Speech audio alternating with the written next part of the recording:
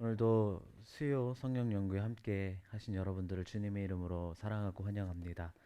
오늘의 이 시간을 통해서 우리가 하나님을 더욱더 알아가고 믿음으로 승리해 나갈 수 있는 귀한 시간 되기를 소망합니다.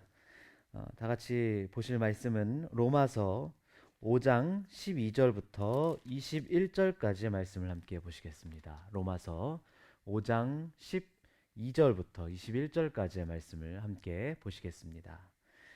말씀 함께 읽겠습니다. 그러므로 한 사람으로 말미암아 죄가 세상에 들어오고 죄로 말미암아 사망이 들어왔나니 이와 같이 모든 사람이 죄를 지었으므로 사망이 모든 사람에게 이르렀느니라.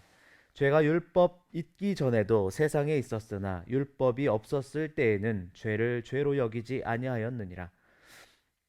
그러나 아담으로부터 모세까지 아담의 범죄와 같은 죄를 짓지 아니한 자들까지도 사망이 왕노릇하였나니 아담은 오실 자의 모형이라. 그러나 이 은사는 그 범죄와 같지 아니하니 곧 한 사람의 범죄를 인하여 많은 사람이 죽었은즉 더욱 하나님의 은혜와 또한 한 사람 예수 그리스도의 은혜로 말미암은 선물은 많은 사람에게 넘쳤느니라. 또 이 선물은 범죄한 한 사람으로 말미암은 것과 같지 아니하니 심판은 한 사람으로 말미암아 정죄에 이르렀으나 은사는 많은 범죄로 말미암아 의롭다 하심의 이름이니라. 한 사람의 범죄로 말미암아 사망이 그 한 사람을 통하여 왕노릇하였은즉 더욱 은혜와 의의 선물을 넘치게 받는 자들은 한 분 예수 그리스도를 통하여 생명 안에서 왕노릇하리로다. 그런즉 한 범죄로 많은 사람이 정죄에 이른 것 같이 한 의로운 행위로 말미암아 많은 사람이 의롭다 하심을 받아 생명에 이르렀느니라. 한 사람이 순종하지 아니하므로 많은 사람이 죄인 된 것 같이 한 사람이 순종하심으로 많은 사람이 의인이 되리라. 율법이 들어온 것은 범죄를 더하게 하려 함이라. 그러나 죄가 더한 곳에 은혜가 더욱 넘쳤나니 이는 죄가 사망 안에서 왕노릇한 것 같이 은혜도 또한 의로 말미암아 왕노릇하여 우리 주 예수 그리스도로 말미암아 영생에 이르게 하려 함이라. 아멘. 우리가 지난 시간에 이어서 하나님의 말씀을 5장의 말씀을 함께 이어보고 있습니다. 어, 우리가 지난 시간의 이야기들을 조금 되짚어 볼까요? 어, 제가 이신칭에 대한 이야기들을 하면서 하나님께서는 우리가 아직 죄인 되었을 때 그리스도를 내어 주심으로 하나님 자신의 사랑을 우리에게 확증해 보여주셨다라는 이야기들을 드렸습니다. 의인은 이 사랑을 믿음으로 받아들인 이라고 여러분들께 정의 내려드렸죠. 의인은 이제 더 이상 죄가 없습니다. 정확하게 말하면 의인에게 있던 모든 죄는 없는 것으로 간주되었다라고 이야기를 하고 있어요. 하나님께서 더 이상 그 죄를 기억하지 않으신다라고 하는 것이죠. 그는 이제 하나님과 화평을 누리게 됩니다. 왜 그분의 은혜의 보좌 앞으로 담대히 나아갈 수가 있을까요? 주님께서 내 죄를 더 이상 기억하지 않으시기 때문에, 나는 하나님 앞으로 나아가는 것이 더 이상 죄로 인해서 거리낄 것이 없기 때문이라고 여러분들께 말씀드렸어요. 이처럼 영생을 소망하는 이는 이 세상 안에서 환난을 만날 수 있습니다. 그러나 그 환난이 내가 가지고 있는 소망을 파괴하지 못한다는 겁니다. 오히려 그 환난 안에서 그 소망을 더욱더 기뻐하게 됩니다. 이미 의인의 영혼에 부은바된 하나님의 사랑이 더욱 연단되어서 더 큰 사랑을 갈망하기 때문입니다. 그 환난 따위로 우리를 무너뜨릴 수가 없다는 거예요. 그 환난 따위로 의인을 넘어뜨릴 수가 없다는 거예요. 왜? 사랑이 믿음을 낳고 믿음이 소망을 낳게 되어서 믿음, 소망, 사랑 그것이 완전하게 하나가 된다. 즉 의인은 하나님의 사랑을 믿음으로 받아들이고 그로 인해 소망을 품고 기쁨의 삶을 살게 된다는 것입니다. 이 놀라운 사건이 바로 우리가 갈망하는 구원이고 하늘나라가 임하는 사건이다라고 그렇게 여러분에게 지난 시간에 이어서 지금 쭉 여러분들께 말씀드리고 있습니다. 바울이 이 같은 내용을 가지고 더욱 쉬운 어떤 쉽게 여러분 설명을 하려고 합니다. 쉬운 방식으로 전달을 하려고 해요. 아담의 이야기를 통해서 말하려고 하는 것이 바로 그렇게 쉽게 이야기하기 위해서 아담이라는 것을 끌고 와서 이야기를 하고 있죠. 바울의 이 같은 설명 방식은 제가 사장에서도 여러분들께 말씀을 드린 적이 있어요. 바울은 이신층이라고 하는 다소 어려운 내용을 아브라함의 예를 들어서 알기 쉽게 설명했듯이 이번에는 이 이신칭의로 나타나는 실제적인 삶의 변화를 아담의 이야기를 통해서 우리에게 쉽게 전달하려고 하고 있습니다. 바울이 아담의 이야기를 통해 말하고 싶은 핵심적인 내용은 한 가지입니다. 곧 이신칭의의 전과 후의 삶이 어떻게 다른가. 이를 위해서 바울은 두 명의 아담, 다시 말해서 첫 인간인 아담과 그 아담의 표상으로 오실 그리스도를 동원하는 수사적 기법으로 이야기를 하고 있다는 거예요. 두 아담을 이야기한다는 것이죠. 첫 번째 아담과 둘째 아담 그리스도는 서로 닮았습니다. 그런데 이 닮음은 말 그대로 닮음이지 똑같다는 의미라고 여러분이 이해해서는 안 돼요. 그래서 바울은 아담이 오실 자의 모형이라고 이야기를 하고 있습니다. 어떤 면에서 닮았다고 이야기할 수 있을까요? 그것은 바로 두 아담이 모두 인간의 대표자라고 하는 의미를 담고 있다라고 하는 거예요. 첫 아담은 인간을 대표한다는 점에서, 둘째 아담은 새로운 인간을 대표한다는 점에서 각각의 인간을 대표한다는 겁니다. 그러나 대표한다는 점에서는 닮았지만 이 두 아담은 너무나 다른 삶의 길을 걸었다는 점에서 이 양자 사이에서는 굉장히 커다란 차이점이 있다는 거예요. 바울은 이 다른 점을 통해서 의인 이전과 의인 이후의 삶을 아주 극명하고 분명하게 우리에게 일러주고 있다는 것입니다. 굉장히 대비시키고 있어요. 그러면서 바울은 이 극명하게 대비된 두 삶 중간에 하나의 또 다른 삶의 모습을 배치합니다. 바로 이것이 율법적인 삶입니다. 첫 번째 아담의 삶은 의인 이전의 삶을 대표하죠. 첫 아담에 대해서 어떻게 말하고 있습니까? 먼저 그는 하나님께 불순종했다고 이야기를 하고 있습니다. 하나님께 범죄했다는 거예요. 이 불순종의 죄로 말미암아 하나님으로부터 정죄를 받았고 심판을 받았습니다. 이 심판의 결과가 어땠습니까? 사망이었다는 거예요. 여기서 말하는 사망이란 육신의 죽음을 의미하는 것이 아니라 하나님으로부터 영원한 단절을 의미한다는 것입니다. 하나님의 영, 하나님의 형상이 영원히 떠난 상태에, 그렇기 때문에 하나님께 다가설 수 없는 상태를 말한다는 것이지요. 첫 아담의 이런 상태는 현재 모든 인간의 상태입니다. 12절의 말씀을 볼까요? 이와 같이 모든 사람이 죄를 지었으므로 사망이 모든 사람에게 이르렀느니라. 모든 사람이 죄를 범해 정죄와 심판을 받고 사망이 왕노릇하는 상태, 곧 하나님의 영이 영원히 떠난 상태가 됐다는 거예요. 이것이 바로 칭의 이전의 상태라고 하는 것이죠. 아무런 소망 없는 어둠과 허무만이 지배되는 상태가 의인되기 이전의 상태라는 것입니다. 의인되기 전에 인간의 실상이 이러했지만 율법이 주어지기 전에는 이러한 인간의 실상조차도 깨닫지 못했다는 거예요. 무엇이 죄고 무엇이 죄가 아닌지 알 수 있는 기준이 없었다는 것이죠. 그러나 그렇다고 율법이 있기 전에 죄가 없었다라고 하는 것은 아니에요. 제가 분명히 이야기하는 것은, 여러분, 죄는 율법이 있기 전에도 존재했지만 그것이 죄인지를 몰랐다는 것이죠. 무엇이 죄인인지 무엇이 죄가 아닌지 구분할 수조차 없었다는, 굉장히 무지한 상태였다는 것입니다. 이 사실을 분명하게 입증해 주는 것이 사망이 왕 노릇했다는 사실이에요. 14절에 사망은 바로 죄의 삭시기 때문에 사망이 왕노릇했다는 사실은 율법이 죄가 있기 전에도 죄가 있었음을 분명하게 이야기해주고 있는 것입니다. 그렇다면 율법이 주어짐으로 달라진 것이 무엇이었을까? 그것은 죄를 알게 되었다는 사실입니다. 아주 중요해요. 율법은 하나님의 뜻을 온전히 드러내는 하나님의 말씀입니다. 이 하나님의 말씀이 주어짐으로 알지 못했던 죄의 세계가 백일하게 드러나게 됐다는, 명백하게 드러나게 됐다는 것입니다. 이 때문에 종종 율법이 들어옴으로 범죄가 늘어났다는 오해를 들을 수가 있어요.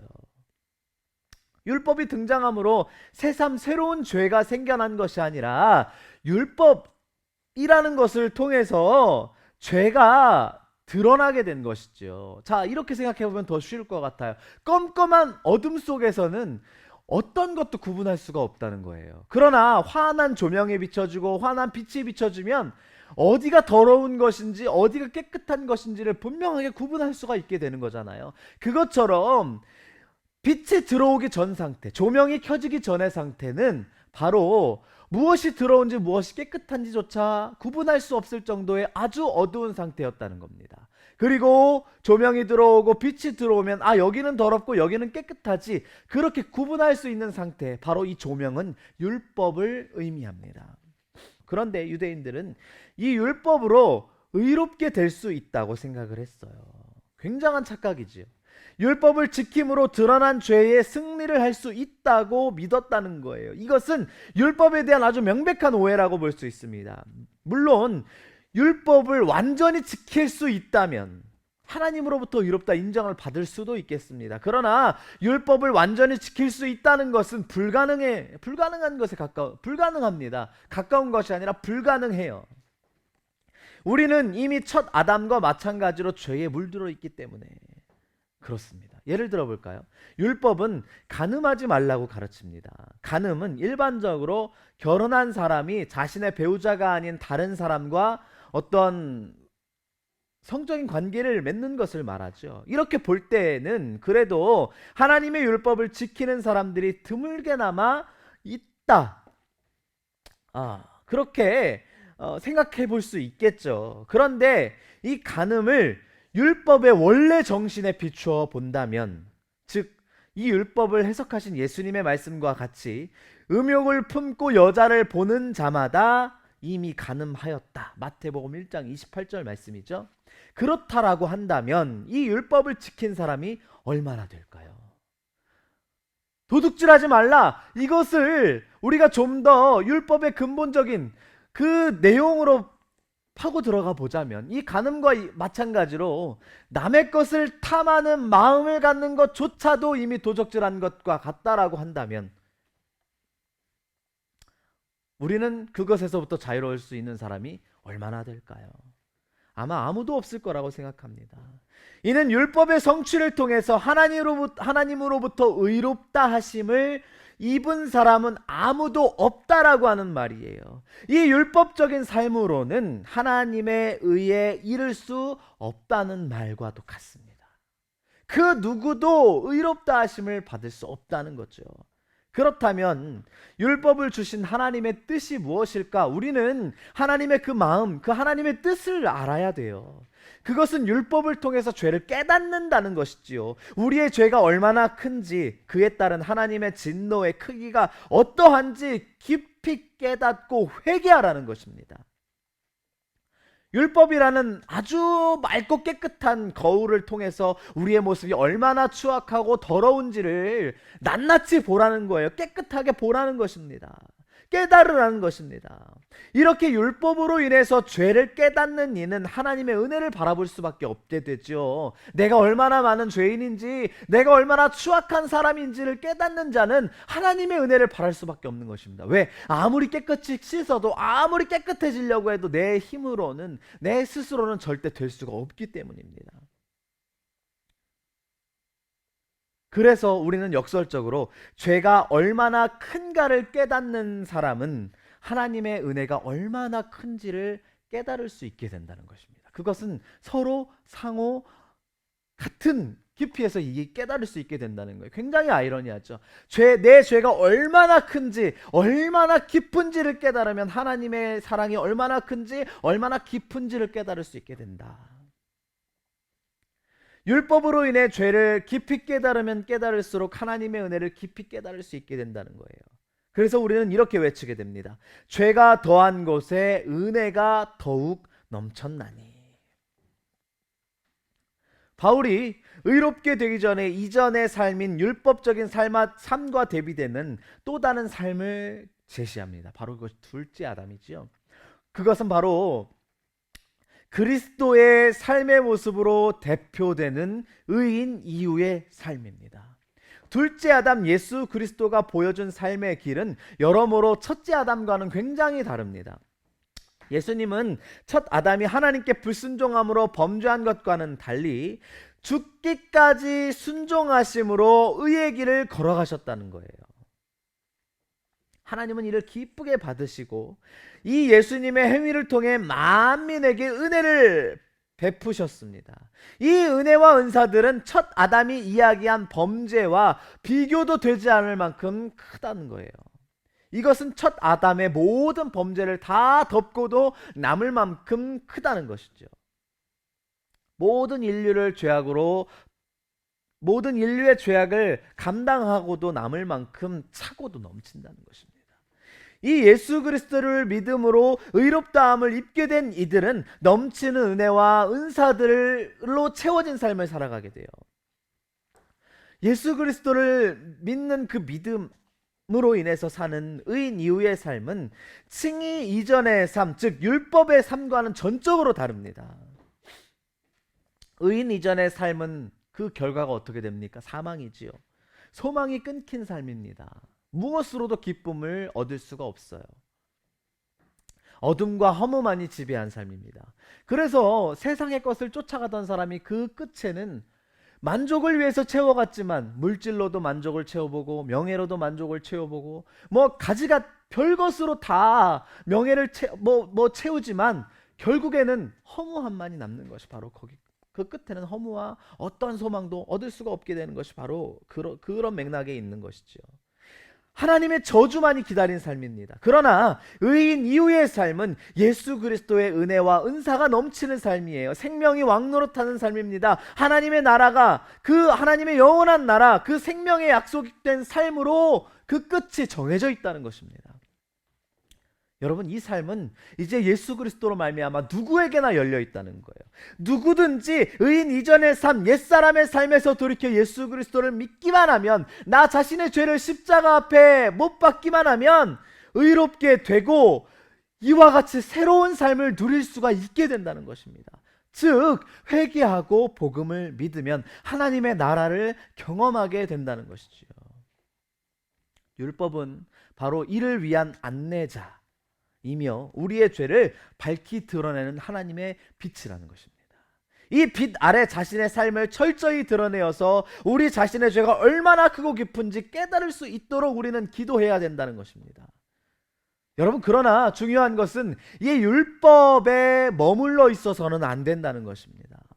그 율법에 맺혀 있어서는 안 된다는 거예요. 이 율법을 넘어서, 그 율법을 뛰어넘어 복음으로 나아가야 된다는 것입니다. 예수 그리스도를 통해서 나타난 하나님의 은혜로 나아가야 된다는 것입니다. 우리의 모든 죄악을 씻고도 남음이 있는 그리스도의 보혈의 은총에 나아가고 머물러 있어야 된다는 것입니다. 많은 그리스도인들이 신앙생활을 하면서 종교인으로 머무르는 이유는 바로 그 율법에 머물러 있기 때문이에요. 그 율법적인 삶 안에 머물러 있기 때문입니다. 칭의 이전의 삶에 머물러 있기 때문입니다. 이제는 더 이상 거기에 머물러서는 안 돼요. 여러분, 이것을 넘어서 복음의 삶으로 나아가야 되고, 진정한 그리스도인의 삶으로 나아가야 되고, 칭의 이후의 삶으로 이제는 한 걸음 더 가야 된다는 것입니다. 이 은혜에 이른 사람은 참으로 복이 있는 사람입니다. 그는 하나님과 화평을 이룰 뿐 아니라 하나님의 무한한 은혜와 은사 안에서 살아가기 때문에 그렇다는 것이죠. 그에게는 생명이 왕노릇하며 하나님의 영광 안에서 영원히 거할 영생의 소망이 있습니다. 그러므로 그 사람은 항상 기뻐할 수 있다는 거예요. 제가 전 시간에 이야기했던 것처럼 그에게서는 소망이 끊어질래야 끊어질 수가 없습니다. 왜? 성령으로 그는 정말로 꽉 붙잡힌 바 되었기 때문에 그 무엇으로도 그 소망을 끊을 수가 없다는 거예요. 환난이 와도, 절망이 와도, 낙심이 와도 끊을 수가 없고 넘어뜨릴 수가 없고 그렇게 된다는 것이죠. 그래서 진정한 그리스도인은, 그래서 참된 그리스도인은 그의 삶 안에 날마다 기쁨이 충만한 삶이 된다는 것입니다. 항상 기뻐해요. 환난의 순간에도 더욱 기뻐합니다.